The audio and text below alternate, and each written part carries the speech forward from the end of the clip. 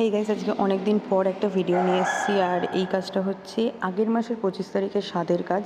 তো এখানে দুজনের কাজ ছিল, একটা 45 জনের কাজ ছিল আর একটা 12 জনের।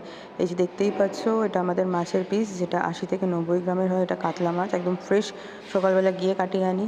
আর আজকে মেনুতে ছিল হচ্ছে ভাত, লাল শাক ভাজা, ভেজ ডাল, আলুর চিপস, দই কাতলা, চাটনি, পাঁপড়, মিষ্টি। আর এখানে তোলা হয়নি হচ্ছে ডাব চিংড়ি ছিল, ডাবরি চিংড়ি তোলা হয়নি। আর একটা পাবদা মাছের আইটেম ছিল, যেটা আমার তোলা হয়নি, কারণ এই দুটো একদম অল্প অল্প কোয়ান্টিটি ছিল। এটা 12 জনের অর্ডার ছিল, সেখানে ছিল, তো তোলা হয়নি। তো এই দেখো, আমাদের দই কাতলা রেডি হয়ে গেছে। এটা হচ্ছে 45 জনের কাজ আছে, তো তাদের বাড়িতে যাবে। আর ওটা 12 জনের কাজেরটা। আর এখানে আলুর চিপস কেটে একদম ভেজানো হয়ে গেছে। তো এই রেডি হয়ে গেছে আমাদের ভেজ ডাল। ওপরে গার্নিশিংটা শুধু বাকি ছিল, গার্নিশিং করানো হয়নি আমার তখনও, তো ভিডিও তুলছিলাম। এই যে দই কাতলার ওপরে জাস্ট হয়েছে গার্নিশিংটা। এটা দই কাতলাটা 45 জনের কাজ ছিল, সেখানে এটা 90 পিস মতো মাছ গেছে। আর এই যে লাল শাক, যেটা কাজু বাদাম পোস্ত বড়ি দেওয়া।